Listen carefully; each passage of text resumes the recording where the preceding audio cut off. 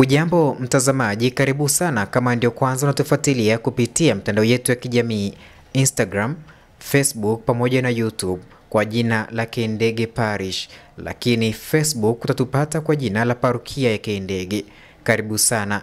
Leo tukiyatazama katika historia ya kumbukizi ya miaka 12 ya maisha ya utume wa Papa Francisco, Baba Mtakatifu Francisco.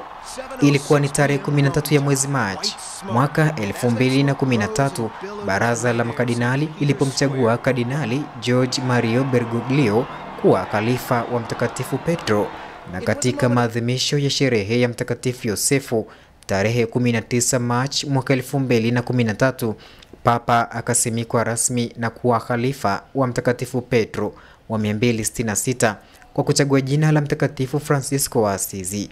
Venga il tuo regno, ma liberaci dal male. Baba Mtakatifu anaadhimisha kumbukumbu hii akiwa bado amelazwa kwenye hospitali ya Chuo Kikuu cha Agostino Gemelli iliyopo mjini Roma.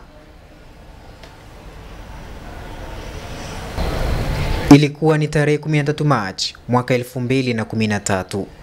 Baraza la makardinali lilipomchagua Kardinali Jorge Mario Bergoglio kuwa khalifa wa Mtakatifu Petro.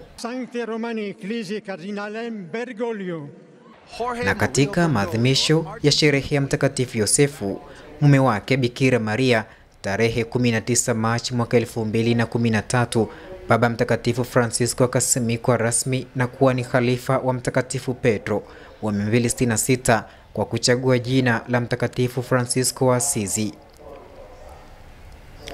Mtazamaji, karibu nikupitishe kufahamu namna hali ilivyokuwa. Mamia ya watu walifurika hapa katika kanisa kuu la Mtakatifu Petro lililopo Roma, Italia. Mara baada ya Papa mpya, Papa Francis, kujitokeza hadharani, alikuwa na haya ya kusema. Sorelle, buonasera. And his first words to the crowd below were, brothers and sisters, good evening. Il dovere del conclave.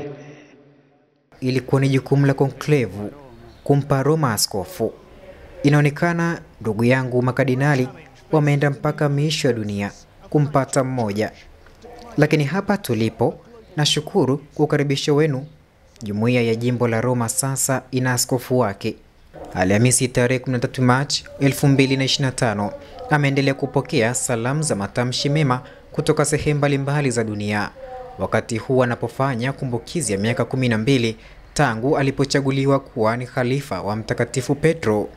Watu wa Mungu jimbo kuu la Roma wanamtakia heri na baraka wakati huu anapoendelea kukabiliana na changamoto ya afya, na kwamba watu wa Mungu sehemu mbalimbali za dunia wanaendelea kusali na kumwombea afya njema. Wanamshukuru Baba Mtakatifu kwa mafundisho yake, unabii, sadaka na majitoleo yake katika kipindi cha miaka 12. Hata katika hali yake ya ugonjwa bado anaendelea kuwa enzi watu wa Mungu jimbo kuu la Roma. Mwaliko ni kuendelea kusonga mbele kwa matumaini na nguvu, na kwamba waamini wanaendelea kumsubiri ili kukutana naye tena mara atakapokuwa ameruhusiwa kutoka hospitalini. Baraza la Maaskofu Katoliki Poland katika mkutano wake wa 400 linamwombea Baba Mtakatifu na kuendelea kuwakumbusha waamini umuhimu wa kujikita katika upendo wa Mungu na jirani. Anapoendelea kuubeba msalaba wa mateso pamoja na Kristo Yesu, Baba Mtakatifu anahitaji kutiwa shime kwa sala na sadaka ya waamini. Tangu Baba Mtakatifu Francisco achaguliwe kuliongoza kanisa, vipaumbele katika maisha na utume wake vimekuwa ni maskini, amani, mazingira na sasa ni ujenzi wa udugu na kibinadamu. Tuungane kwa pamoja katika kumwombea Baba Mtakatifu Francisco. Asante kwa kutazama. Endelea kutufuatilia kupitia mtandao yetu ya kijamii Instagram, Facebook pamoja na YouTube. Mimi ni Tadei Tesha. Hadi wakati mwingine.